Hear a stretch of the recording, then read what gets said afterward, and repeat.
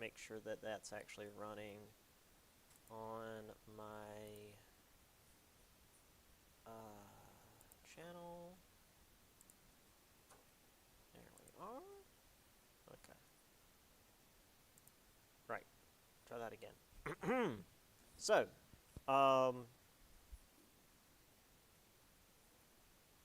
yeah, good. Homestead Act.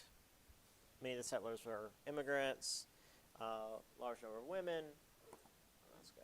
Mouse. There we are. And then, of course, much of the land was consolidated by large corporations. The sod houses, which I thought was pretty cool. This picture being in the book, so I wanted to grab it and show it to you guys. These four sisters and their horses in their little sod house out in the middle of Nebraska, I think it was. Let me find it real quick. The book's got image. Does not say. Just says outside the sod house in 1886. So somewhere in the Great Plains. And then this picture, which is my favorite, also in the book at the very beginning of the chapter, which this one is in Nebraska. They built it into a hillside, also used sod, but since the top of the house is also a hill, there's just a cow hanging out on the hillside, which also happens to be the top of the house, which I just thought was funny, so I wanted to include it. All right. Now, this is the last section of the chapter, which, again, shouldn't take us very long. It's only a few slides. So we should very much get into the next chapter today. There's a few groups that headed west for reasons beyond the gold rush, or that were already in the west, besides the gold rush. And the first of which I had never actually learned about in like high school, were the Mormons. So followers of Brigham Young, the Church of Jesus Christ of Latter-day Saints, known as the Mormons, they were not headed west for riches or adventure. They were headed west to flee the persecution of the United States government, because the U.S. government did not tolerate the practice of polygamy, which was a big part of the early Mormon church. The Mormons also had a more communal approach to land ownership, and for the most part got along with Native Americans. There is this one event where a number of Native Americans were found slaughtered, and it was like along this trail that the Mormons took when they were headed towards Salt Lake City, and they claimed that it was like another tribe that had fought them, but it was very evidently a group of like white settlers, and they were the only ones heading that way. And long story short, it was the Mormons that killed them, but they still to this day deny it. But for the most part, they got along with the natives. Other than this one event that they still like vehemently deny. But they did their best to learn the natives' language and try to convert them rather than wipe them out like the U.S. government tended to do. But Congress said that their religious practices did not give them the right to violate the Constitution, which is to say, again, the whole polygamy thing. Disenfranchise any men that engaged in polygamy. With the Edmunds Act, Congress also limited Mormon assets to $50,000 and basically seized the rest. 1870, they wanted to, voters in Utah, I should say, wanted to enfranchise women. However, people who opposed this felt like the women who were, quote, enslaved would simply vote with the men and further enshrine the polygamy system into law. So the Edmunds-Tucker Act, we already had Edmunds Act. Edmunds-Tucker Act made it so that women couldn't vote in Utah. So again, this goes back all the way to last semester with Jefferson and the various states and territories and whatnot. Once a territory reaches a certain population threshold, it can apply for statehood, which allows it certain rights. So Utah applied for statehood, but they were not allowed to become a state because of the whole polygamy thing. So the next year, they were like, hey, we're going to not do polygamy anymore. And so Congress let them become a state, and the next year, women were given the right to vote. Yeah, so 1897, women were given the right to vote. In Utah, I should say. Now, the thing about polygamy, that's like a whole thing. I had students in my Tuesday, Thursday class, because there's apparently like some weird reality show about Mormons. In practice, it wasn't just like a man and a bunch of, let's say, consenting adult women. It was often like a man about 60 years old and a bunch of girls about 12-ish. Yeah, it was not great.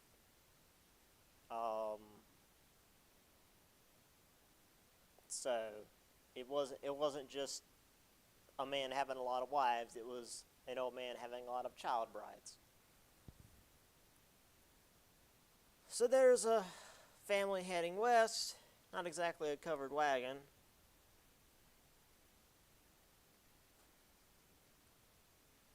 And a big old family here. Here's a fun little pamphlet I found. Once again, another one that I think this might be a large definition version, but I can only get it so big on the slide. Polygamy, or the Mysteries of Mormonism, being an expose of their secret rites and ceremonies. Full and authentic history of polygamy in the Mormon sect from its origin to the present time. Yada, yada, yada. Illustrated with nearly 100 fine engravings of life among the Mormons. And it's got a bunch of crap here. And so it's got... what we have here? This one here... it was like just a portion of a Mormon's crop, as they put it. I think down here it's like something about the jealous wives, because you've got like 8. Yeah, there's a lot of it. And then post this in a conspicuous place. The 1800s were wild. So there's another group in the West that we've technically talked about. Again, for those of you that were here last semester, we didn't use this name, but we 100% talked about them because they were here in the Americas long before the English, and that was the Spanish. So the descendants of the Spaniards and Mexicans, known as the Californios, were in the West long before Jamestown ever existed. Remember, again, last semester we were talking about the first permanent settlement in North America was St. Augustine, and that was like 150 years before Jamestown or something. Like it's ridiculous how much longer the Spanish have been here than the English. So 1848, Treaty of Guadalupe Hidalgo ended the Mexican-American War, promised property rights and citizenship to the Spanish and Mexican citizens in the area that the American government took from Mexico. Needless to say, in reality, things didn't quite turn out that way. Mexican Americans had their land taken in a variety of ways, through political maneuvering, lawyers, foreign miners tax, underhanded bullcrap like usual. And by the end of the 1800s, 2/3 of the California's land was in the hands of Anglo-Americans. Needless to say, a number of Spaniards and Mexicans living in the Southwest were not too keen on this, and did what they could to fight back. When Anglo cattle ranchers forced them off their land near Las Vegas, New Mexico, there is a Las Vegas in New Mexico as well as the one in Nevada. Number joined together with Juan Jose Herrera. They assembled a band of masked night riders known as Las Gorras Blancas, or the Whitecaps.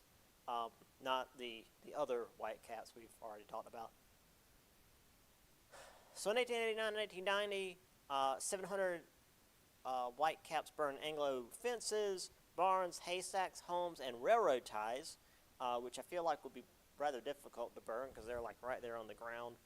But that would make it difficult to run a train through. Despite all this, the influx of Anglo-American settlers still flowed in, and the Spanish-speaking populace became further disenfranchised. So here is Herrera and I guess his lieutenants, or maybe his brothers, I'm not certain. And here's some propaganda. One at Las Gorras Blancas, ignorance, injustice. Because the people fighting for their homes that they've had for, at this point, like 300-400 years. They're the ones that are ignorant and being unjust, for sure.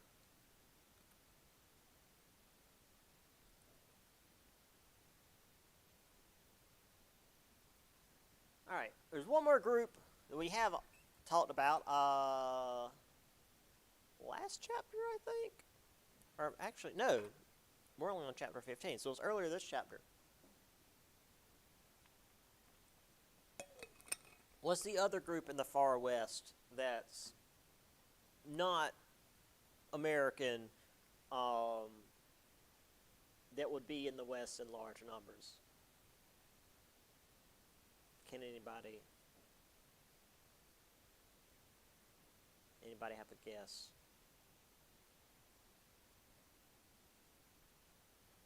Not Russians. You're geographically close.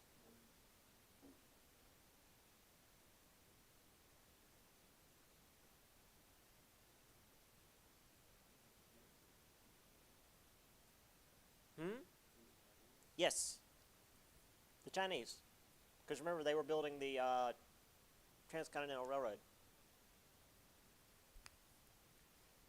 So, the other major group of immigrants in the West was the Chinese. Now, they didn't just show up because we needed people to build the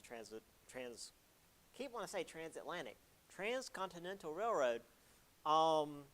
They were mostly fleeing the collapse in China due to the British Opium Wars in 1839 and 1842, and then also in 1856 through 1860. The second one we were involved in, the Opium Wars were really horrific and really unnecessary. Long story short, Britain wanted to have a favorable trade relation in China, but China didn't need anything Britain had, and Britain basically just ended up pushing a bunch of opium on China, and when China tried to make them stop, they pretty much invaded China and broke their economy, which resulted in bloody feuds and a decade-long peasant rebellion.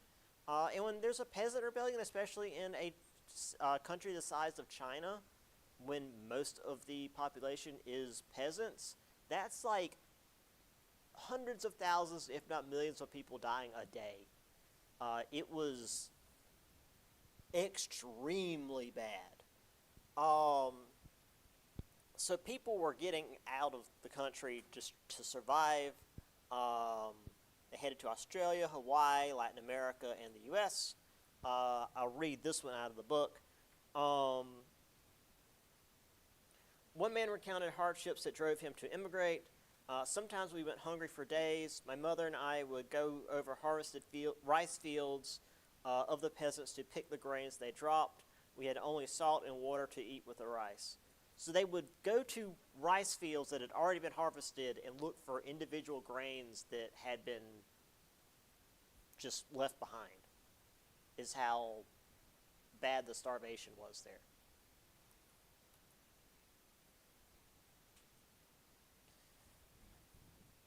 So at first they came due to the gold rush, because again, we needed miners to mine the gold. And then, of course, the Transcontinental Railroad. There was about 200,000 of them in 1880. Most of them living in the West, San Francisco especially, with the formation of Chinatown. Big surprise, hence the name. Now, as we've seen, and again, any of you that have had my class last semester, every couple of decades we have an economic slump. And in the 1870s, there was one such economic slump, and the white settlers needed somebody to blame. And hey, look, there's all these people that don't look like us, don't talk like us, and they're willing to take lower jobs. Let's blame them.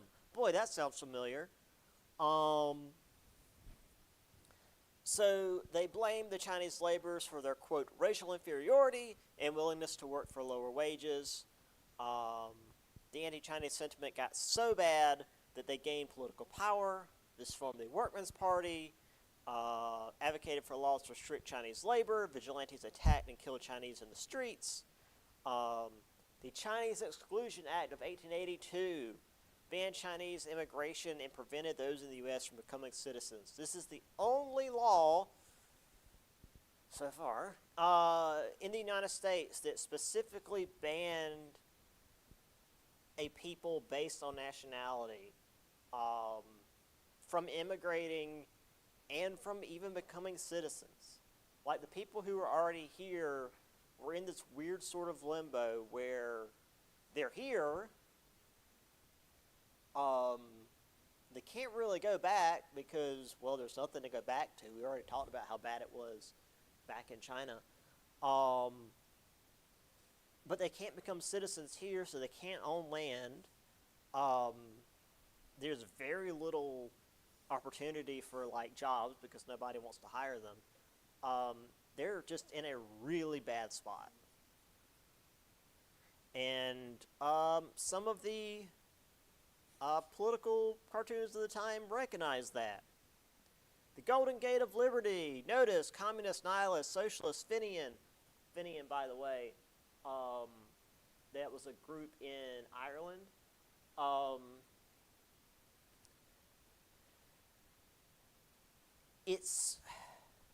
They were basically terrorists, and being part Irish, I don't like to say that they were terrorists, but they were terrorists.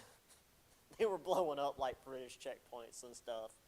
I mean, they kind of had a point, but also at the same time, they tried to make America go to war with Canada just to mess with Britain. So, like, yeah. Anyway, Fenian, hoodlum, welcome, but no admittance to Chinamen because we had to blame somebody. And then the Chinamen here, industry, peace, sobriety. This again is a bit of a dig at the Irish because they were seen as all being drunkards, which again is a bit unfair. The old one barred out says on here, enlightened American statesmen, we must draw the line somewhere. And here we have a Chinese Must Go Workmen's Party of California. And this is, I believe, from like a newspaper. Hip hurrah, Chinese excluded, Democratic Chinese exclusion bill has been signed by our Democratic president. Hip hurrah, the white man is on top. They don't even have to pretend. Because it's, again, the 1800s.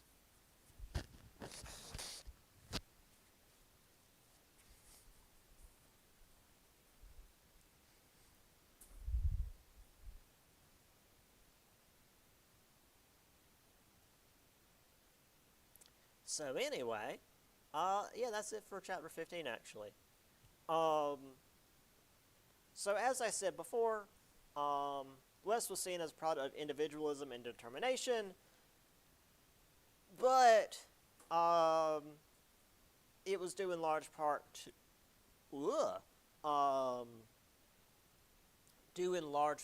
to the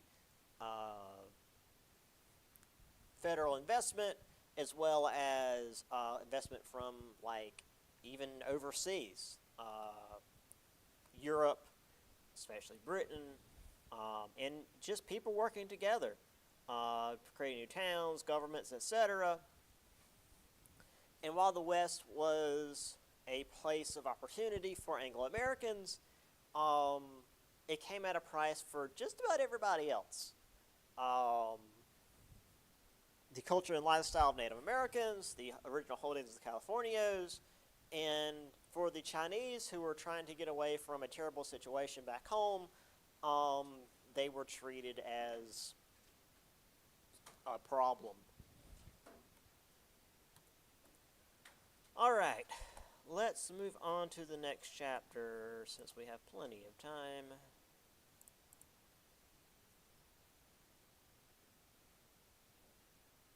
All right. So, and this will also help me a little bit because we'll be closer to my Tuesday Thursday class. I was worried that with us missing, thought we were only going to miss Wednesday next week, and it was going to completely mess us up. But we also missed Thursday, so we're not as behind as I thought we'd be. We're going to get into industry now. This is sort of the Industrial Revolution chapter. Technically, the first Industrial Revolution's already happened. I won't get too much into the weeds on that, but I mean, I'm kind of going to because it's one of my favorite parts of this time of history. So, well, you'll see. Anyway, industry. The book calls this the Age of Organization because there's several chapters on this period. This is specifically the industry chapter, and then we'll talk about, like, actually, let me go to the front of the book. Let's see, industry, workers, and then, like, cities. So, this is the big picture part, and then we'll specifically talk about the workers themselves in the next chapter. So, the initial Industrial Revolution began in the late 18th century, so that's the 1700s. By the 1870s, the second Industrial Revolution of gas and steel had properly begun. So, again, should you guys take my 104 course, we talk about the two industrial revolutions. The first, again, being in Britain, is iron and steam. You know, that's the old, this will be, you know, the steampunk aesthetic of everything being real clunky and gears and, again, steam. Whereas as we get later into the 1800s and then towards the early 1900s, we start working with steel. Things become gas-powered. It starts with Germany, which had just been formed. 1880 is the formation of Germany, which is about my favorite part of European history because it's really interesting how all that happens. America, though, with lots of natural resources, as well as lots of inventors and lots of immigrants coming in who also had a lot of brain power behind them, quickly overcame both Britain and Germany when it came to the Industrial Revolution. In fact, by 1913, the industrial output of the United States nearly equaled Germany, France, and Britain combined.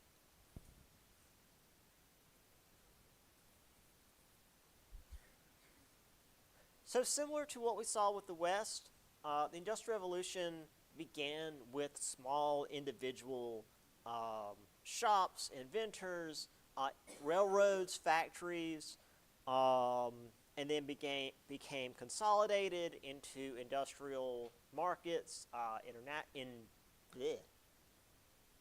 national markets, and then international markets. I mean, for example, I want to say the first commercial railroad here in the U.S. was like between Charleston and like a local line, not as far as like here in the where we are, but like around Charleston. And then they began like linking up tracks and realizing they needed to use the same gauge, because when you're using different like widths of tracks, it just screws everything up. And with all these parts of the economy linking together, the economy basically exploded. U.S. GDP went from $9 billion in 1860 to $37 billion by 1890. And once again, just like with the last chapter, the railroad was right in the middle of everything. We very much followed England in this process. And it wasn't just because, well, one of the reasons was because the railroad did what the canal did. If you guys remember last semester, the Erie Canal turned New York into what it is today, into the premier seaport in the United States. The railroad could do that anywhere, and it was a lot easier and cheaper to build than a canal. So the railroad was just like a canal, but better. So you could build a railroad just about anywhere. It was extremely efficient. It was relatively fast. I mean, compared to anything they had anywhere else, it was lightning fast. And due to them building railroads everywhere, it consumed and thus created a bunch of other industries. Steel, wood, coal, glass, rubber, brass, and iron. So all these other industries basically also got really big just to feed into the railroad industry. By the end of the 19th century, 90% of steel produced in the U.S. was bought by railroad companies. I mentioned this in my other class. Just like with the 90% of cattle being destroyed by the winters, you don't see 90% like that very often. Like, I mean, what was I was reading something recently, and it was like it was a military it was a military event, and like the one group had like 30% losses, and that was enough to force a retreat. Which, I mean, losing a third of your unit is significant, but like 90% is you're completely gone. 90% of all the steel in the country going into railroads is crazy. Now, granted, this was before, I believe, structural steel, and we started building skyscrapers everywhere. So, and as I said, the reason why railroads were such a big deal is they could move raw goods to factories and then the finished goods to markets so quickly that it basically ran the economy. The entire economy was improved so dramatically from having railroads. it's hard to quantify. Um, like, I mean, today we've got planes and, I mean, interstates and tractor trailers and stuff. Like they've pretty much taken over from trains. Trains still have some use, but like to imagine a time before being able to move large amounts of stuff long distances reliably. And as I mentioned before, because again I was creating these in order, railroad standardized time. Each city had its own standard time, and as I said, New York and Boston, I was like, that's like 15 minutes or something dumb. No, it was even more dumb than that. 11 minutes and 45 seconds apart. New York and Boston, at the same time of day, were 11 minutes and 45 seconds apart. For no reason. And so the railroads did their time zones, and then by 1918, the government's like, hey, we're going to take your time zones, adjust them a little bit, because you cut through some states weird, and then we're just going to just make that a federal thing. So here is a summary of the Second Industrial Revolution, which is actually a pretty good summary of the next two chapters of this and the next chapter. Expansion of railroads, which we've kind of already talked about, which we'll talk about a little bit more. Factories and production, profits for business tycoons, yeah. Labor unions, electricity, communications revolution, which is basically telegraphs and phones eventually. We'll talk a little bit about Alexander Graham Bell.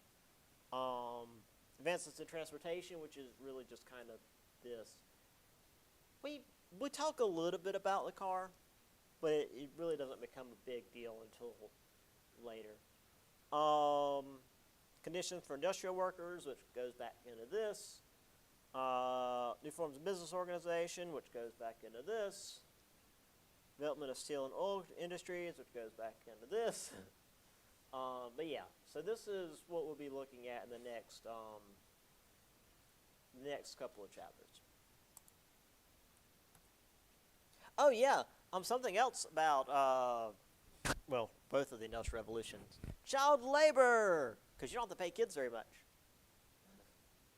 And for those of you that weren't here last semester, you may not know, this belt is what's powering the machine.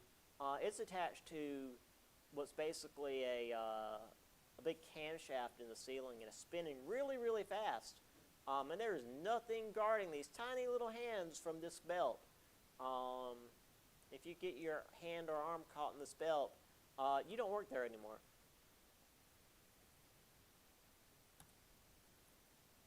Also, here's this picture that I knew I had. I just, for some reason, have it here instead of earlier. I guess I just found them at different times. I was just like, forget it, I'll put it here. This is where the Transcontinental Railroad was joined, because they brought one train from one direction, one train from the other. They joined it here in the middle, and they've got all the workers and whatnot.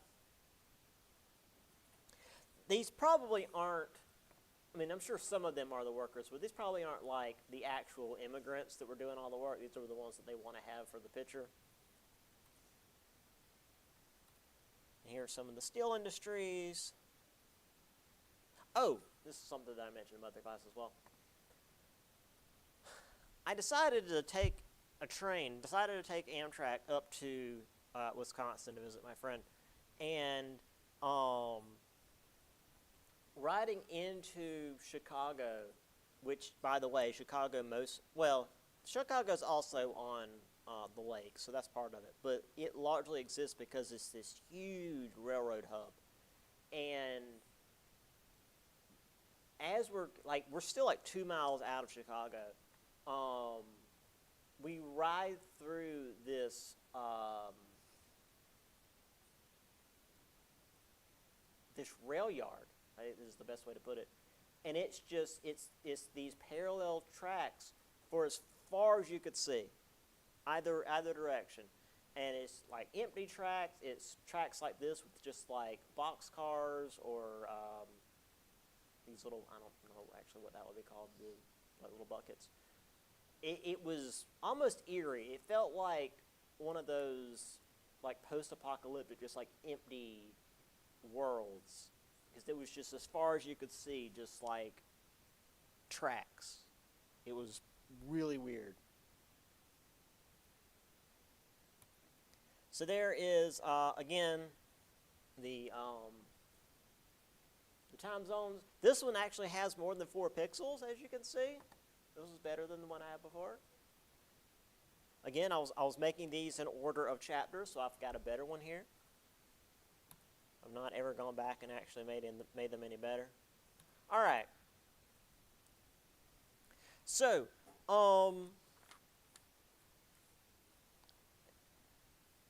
again, my 104 class, we have a whole thing on Britain having a bunch of inventions, and I do this whole thing on like years that inventions came out. You do not need to know the years these inventions came out. I'm just showing you how rapidly this happened. So, there is this influx of inventions due to the large population of, inventors in America, brilliant minds, access to resources, and desire to improve. Also, a lot of these inventions were not made whole cloth. They were gradually improved upon. I'll get to some of those in a minute. Let's see, 1866, transatlantic telegraph line connected America and Europe, so we can now send messages to Europe more or less instantaneously. There is a little bit of a lag on the telegraph, but a whole lot less than, there's the train, a whole lot less than, the almost month it would take to send a message by boat. Typewriters, 1868. Carbon paper, 1872. If you don't know what carbon paper is, if you've ever written a check and it's got the copy underneath, that's carbon paper. Old carbon paper was really messy. It would get everywhere. Adding machine, 1891. That's it's sort of a calculator. I'll show you. My grandfather had one. They're very heavy. Mimeograph machine. I'm still not 100% sure what the hell a mimeograph machine is. I looked it up. It's kind of like carbon paper where you write and it writes a copy. I'm not entirely sure how it works. Skyscrapers, due to structural steel and the Otis safety elevator. I'll show you what an Otis safety elevator looks like.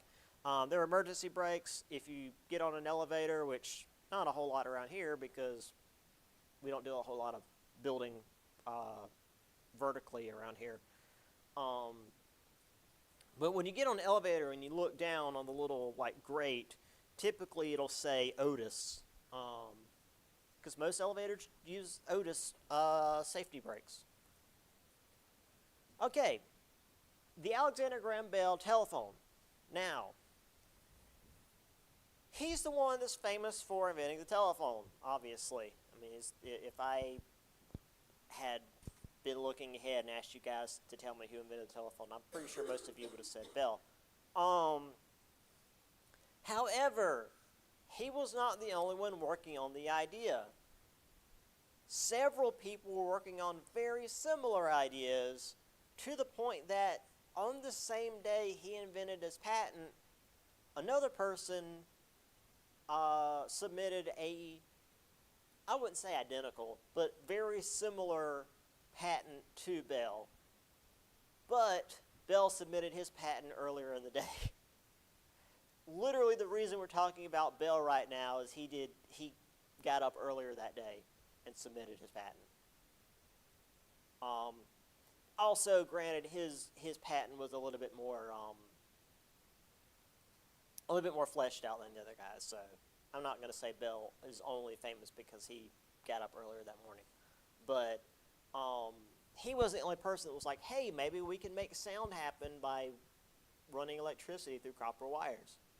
But even then, it took like a decade to work out all the kinks of the system, and it still took a while to do long distance telephone wires, because as the distance increased, the sound quality would drop off.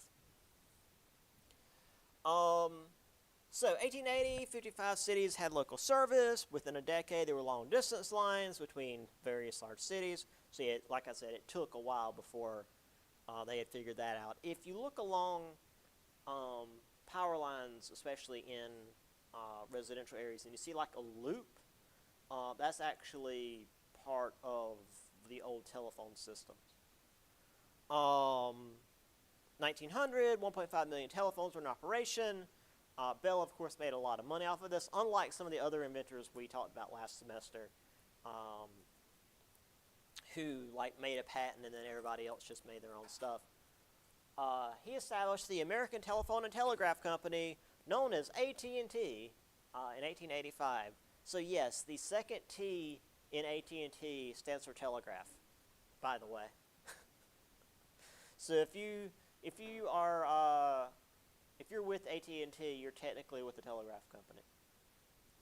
And technically, they had telegraph service at least in the 1950s, because I was able to find a video of them advertising telegraph service. Actually, no, it wasn't AT&T. It was I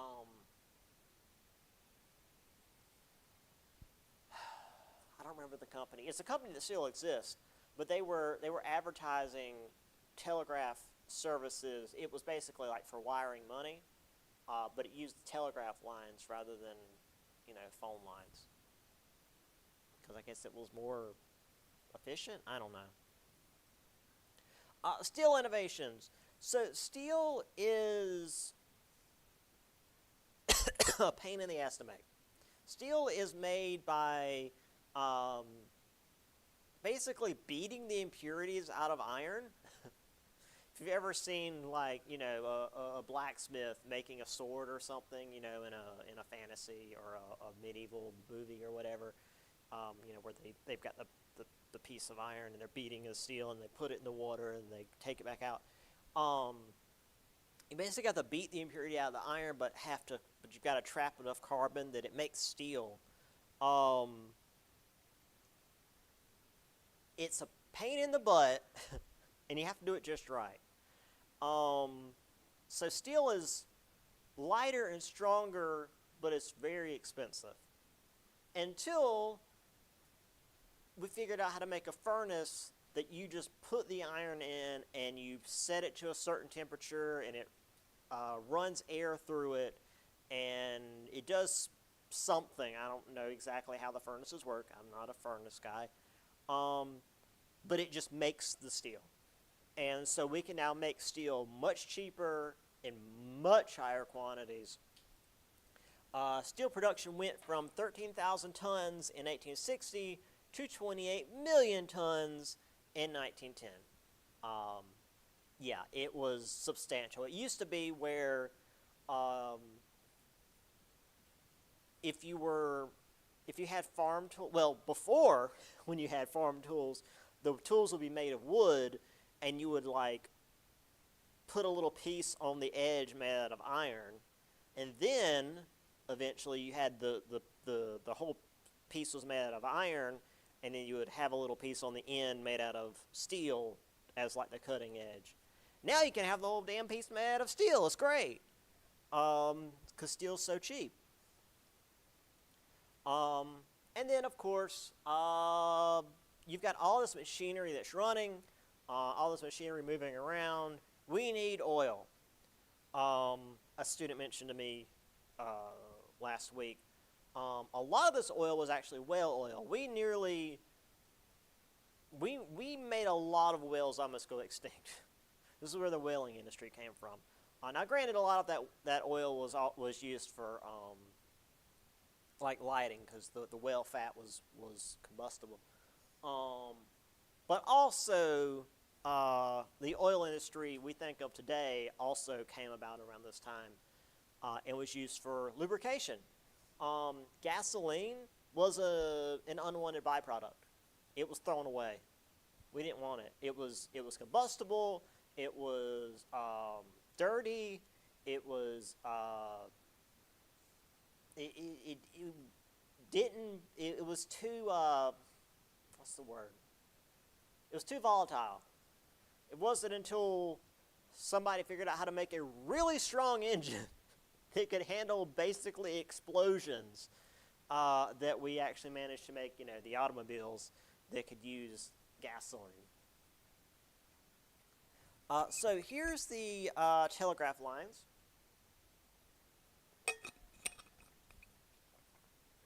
I actually saw this one when I was in Ireland. There's this little fishing village called Howth outside of Dublin. I think it's not this high up. It's right here. We were walking along the cliffs outside of Howth, and there was this like wooden structure. It looked sort of like a cross, but it clearly wasn't. And we walked over to it, and it had like a warning sign on it, and it said undersea cable, and it was pointing to the water down below us, because across the way was England. And I was like, oh, it's the telegraph line. That's cool. And it was this. It was the telegraph line between Ireland and England, which connected to that, which is neat. And then eventually we had one down here that went between America and France.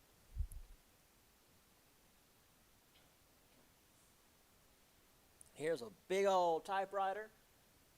If you've never played with a typewriter, they're neat. They will catch your fingers. They will get stuck. They're finicky things. There's the carbon paper. Again, you just write on the top, and it makes a copy underneath because it makes a mess, is what it does. There's the adding machine.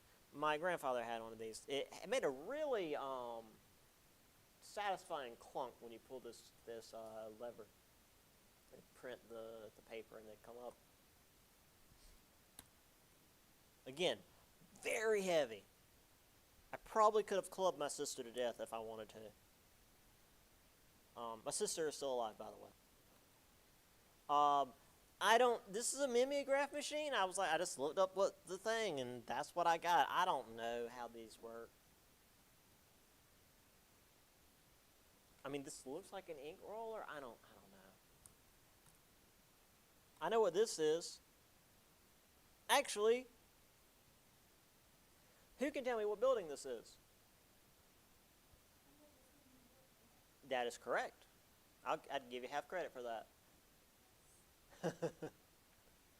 If I was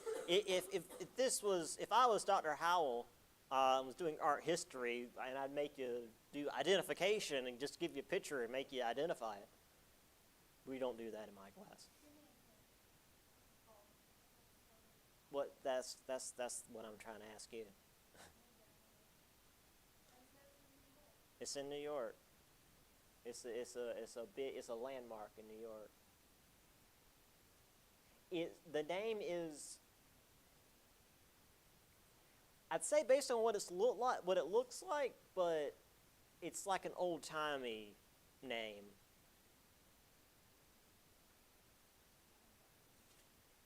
It's the Flatiron Building. Because it looks like a clothes iron. Because irons look like a triangle. And they were called flat irons because, unlike today where it's got all the heating elements inside them, back in the day they were just a flat piece of iron that you had to heat up and then use to. So they were called flat irons. Yeah, this isn't flat, but it was called the Flatiron Building. Also, in fiction, this is where the Daily Bugle is, where Spider-Man works. Also, this is Otis proving that his brakes work. this is the kind of thing I like about the 1800s, where if you have an invention and it's like a safety thing, you will prove it works or you will die trying. He gets in the thing, puts in crates and barrels and stuff to weigh it down, has it raised up, has the thing cut, and it falls, and it catches, and it says, see, it's all safe. Because if it's not, I won't be around for anybody to complain to. Anyway, there's Bell. Not nearly as dangerous of a product. There's the AT&T lines. Steel production line go up. I didn't have any other visual representation of that. Oh, right. One other thing. See if you guys know this. You might not. This is something that I didn't know about until I found this picture and it told me where this was. So this is an early oil well. One of the first oil wells in America. Where do you think this is? Like one of our first oil wells in America. Not Texas. That's the first thing my other class guessed. So that's fair. No. It's in America. It's not in the Midwest. It's technically on the East Coast, yeah. It's not in Maine. It's in, you're getting closer. No. No. No. Further north. No, it's not close to Louisiana. Further north than Tennessee.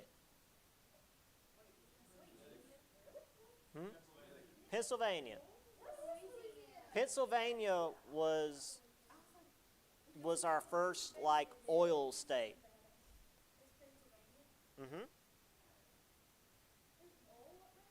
There was. It is now. Yeah, our first oil deposits were found in Pennsylvania. Well, the thing about oil is it runs out.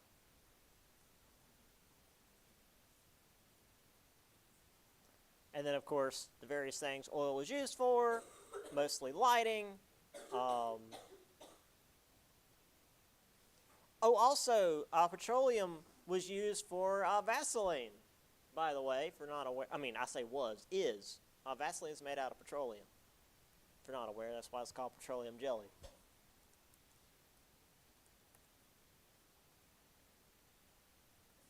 What's up?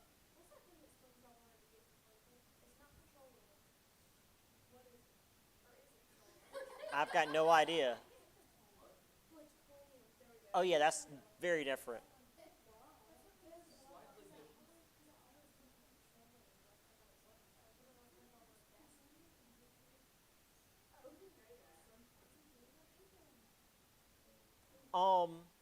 Also, if any of you say that Henry Ford invented the car, I'll be upset. He did not.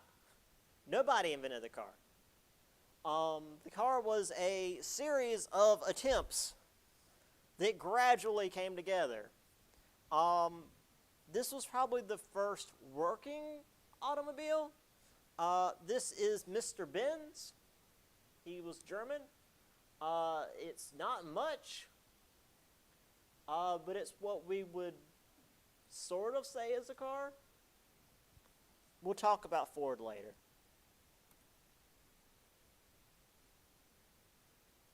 All right, let's do a few more inventions. Railroads, of course, benefited from the various technologies as well. Air brakes, automatic coupling devices. I'll discuss why air brakes are so important in just a minute. Elijah McCoy, trained engineer, son of former slaves. Obviously, despite being a trained engineer, had to work menial jobs because racism. However, one such job was having to lubricate train parts every few miles to keep the gears from overheating and like bursting into flames. So he invented an automatic lubricating device to keep the train efficiency up, because having to stop and lubricate the parts every few miles is not a great way to run a train. And well, everything we talked about so far, except for, as I mentioned, with the cars, was mostly inventions by individuals. Gradually, like everything else, they were consolidated by larger groups. Edison is one such individual. Created the Invention Factory in Menlo Park. Team of inventors and craftsmen worked to churn out new inventions. In Edison's words, genius is 1% inspiration and 99% perspiration. He expected his factories to produce a minor invention every 10 days and a big thing every 6 months or so. He filed about 1,100 patents in his life. Phonograph, motion pictures, incandescent light bulb, of course, is what he's most famous for. Changed the way people live and work, eliminated fire hazard gas lamps, and also let people work all night long, because why let people go home at night? Needless to say, most of these inventions were not his. They were people who worked for him, but because of the contracts they signed, he got to put his name on the patent, because Edison was a garbage person. Edison got very, very rich, joined with J.P. Morgan, formed the Edison Electric Company in 1882, and then in 1892 merged with competitors to create General Electric Corporation. So GE is Edison's. And as someone who, I didn't work for GE, I was a contractor for GE, but that's enough of an association that I've got a bit of a bias. So derailments were a thing. This is probably one of the worst ones. Typically a derailment was the train will like skip the tracks and just like pop off of the tracks a little bit, because the trains didn't move too fast. I was saying that it was like the fastest thing they had at the time, but that was like 15 miles an hour. As you can see, the car here is a little bit warped.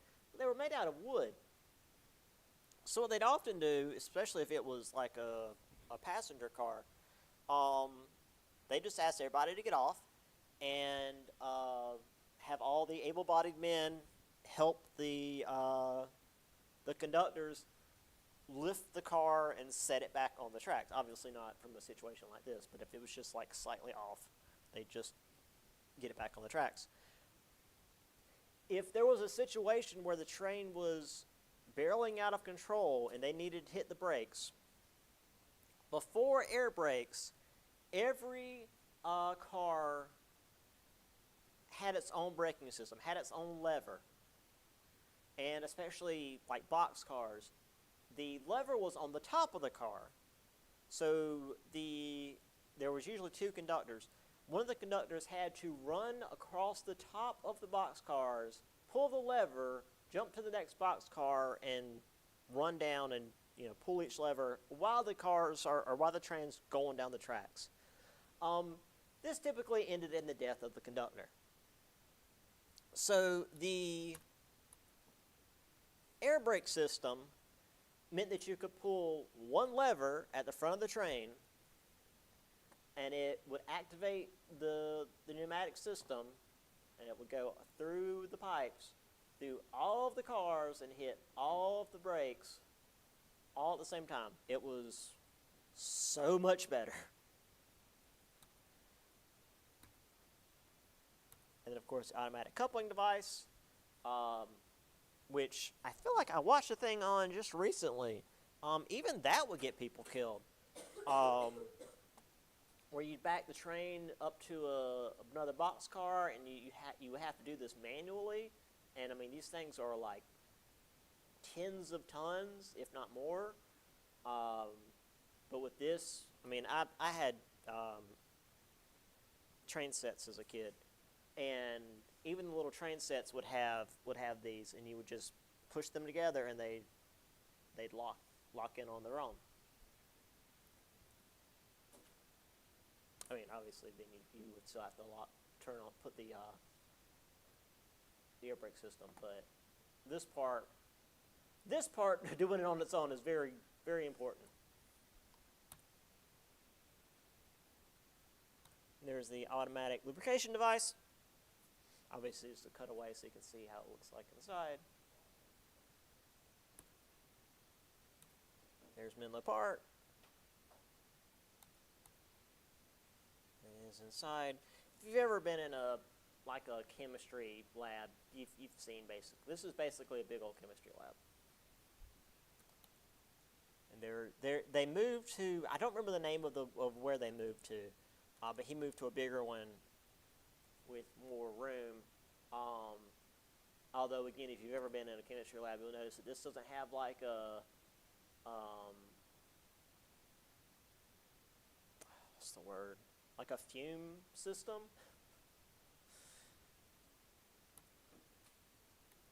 And then of course the light bulb.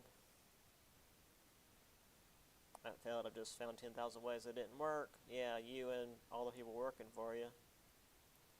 Oh, and also, by the way, Tesla worked for Edison. He just happened to have different ideas on how to do stuff, and Edison fired him and then used his substantial influence and power to ruin Tesla's life.